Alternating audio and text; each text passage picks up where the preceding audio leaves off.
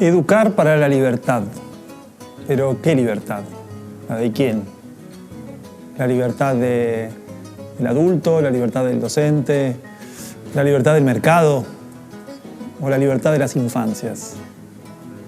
Se dice que el conocimiento nos hace libres, pero el conocimiento que se fuerza también nos hace libres. De eso vamos a hablar hoy en este espacio. Te invito a que soñemos con una escuela donde podamos ser libres.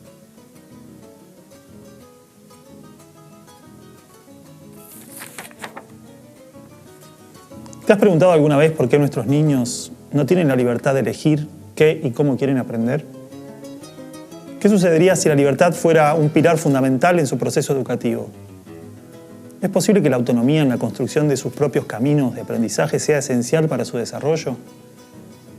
Y si consideramos que cada niño o niña es único y que su voz y elecciones deben ser respetadas en el aula, ¿podría una escuela donde la libertad sea parte integral del proceso educativo transformar la forma en que nuestros niños enfrentan el aprendizaje? ¿Cómo afectaría esto a su capacidad de explorar, descubrir y crecer? ¿Estás dispuesto a sumergirte en el viaje hacia una escuela donde podamos ser libres? De eso se trata lo que hablaremos hoy en el 5º capítulo de La Escuela que Soñamos.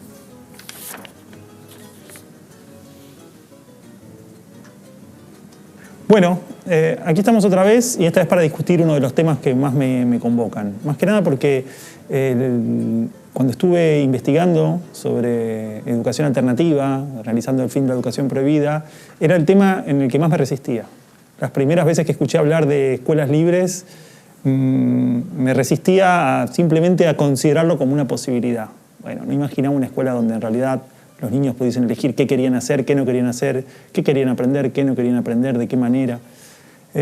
Hasta que visité una escuela libre, hasta que visité un espacio donde la libertad tenía un lugar fundamental y claro, lo que me sorprendió es que no era solo la libertad.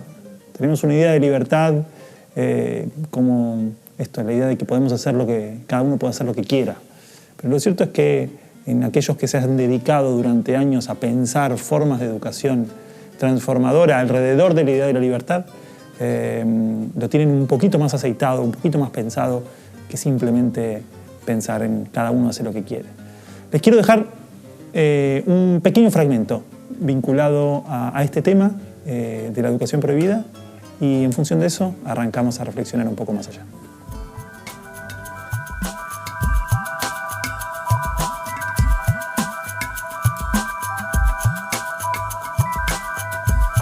La vida está llena de opciones y hay que aprender a tomar opciones.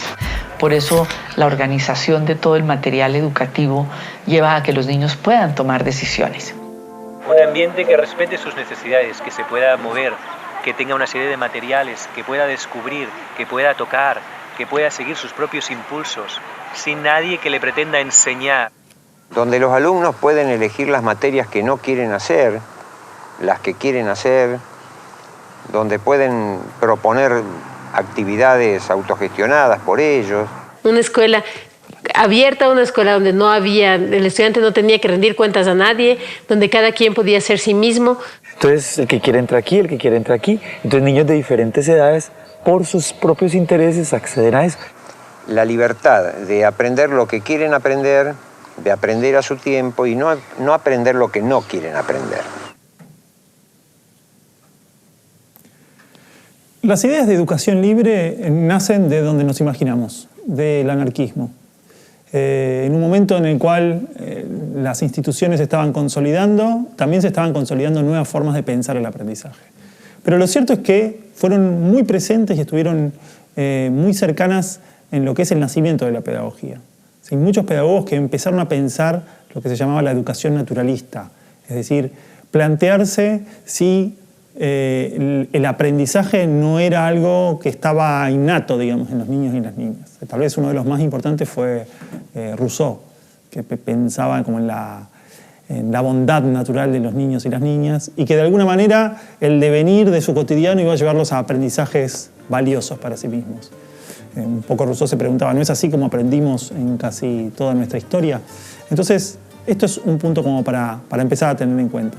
Pero lo cierto es que en la medida que fuimos evolucionando y que fuimos avanzando, aparecieron ideas distintas. Principalmente en el campo de la convivencia. Cuando uno empieza a avanzar, se empieza a dar cuenta, en la historia, se empieza a dar cuenta que gran parte de los problemas que tenemos los seres humanos vienen de las estructuras autoritarias, de las estructuras represivas.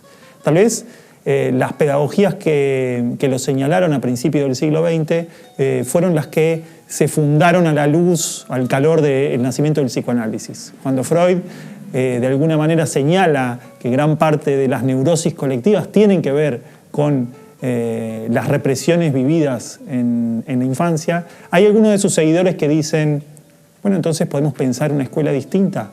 Uno de ellos fue Alexander Neal, que se planteó en 1920 si no podía construirse una escuela donde los niños y las niñas no vivieran represiones. Y si una vida sin represiones en la infancia no podía llegar a desarrollar adultos no neuróticos. Él tenía un lema que hasta el día de hoy sigue pareciéndome fascinante y bastante vigente. Él decía que prefería 1000 veces un barrendero feliz que un abogado neurótico. Entonces, el planteo que hacía Neal era, si nosotros acompañamos a niños y niñas en un entorno educativo libre de represiones, libre de limitaciones, libre de condicionamientos forzados de la sociedad o incluso de la familia, puede llegar a emerger un aprendizaje auténtico, un aprendizaje verdadero, incluso pueden llegar a emerger nuevas formas de relacionamiento con otros y consigo mismos. Ahí es donde aparece un concepto fundamental que viene del mundo de la psicología, en especial de una rama de la psicología que fundó Wilhelm Reich, que es el concepto de la autorregulación. Wilhelm Reich decía que todos los seres vivos tenemos la capacidad de organizarnos a nosotros mismos y construirnos a nosotros mismos y de alguna manera pensarnos espacios de equilibrio, lugares de equilibrio, que no necesitamos una fuerza externa que nos diga qué es lo equilibrado, sino que en un contexto cuidado podemos garantizarnos cómo construir el equilibrio. Así como podemos aprender a caminar solos, no necesitamos técnicamente que alguien nos dé las manos y que nos enseñe a caminar, podemos encontrar el equilibrio en justamente el dominio de la libertad. Pero para eso necesitamos la libertad, para eso necesitamos un entorno cuidado donde podemos movernos libremente. Entonces ellos se pensaron en diseñar entornos educativos libres, donde los niños pudiesen elegir, pero con ciertos límites. Ahí es donde aparece este elemento. La libertad tiene un borde, tiene un límite, ¿no? Neal decía, la libertad no es licencia, es decir, no es que puedo hacer cualquier cosa. Puedo hacer cosas en determinado contexto que garantiza el cuidado de los otros, ¿no? Entonces, ¿qué mejor manera de convertirse en un adulto o una adulta que puede entender lo que implica su libertad y entender cómo sus decisiones pueden impactar en la vida de los otros que alguien que las vivió desde los 4 o 5 años?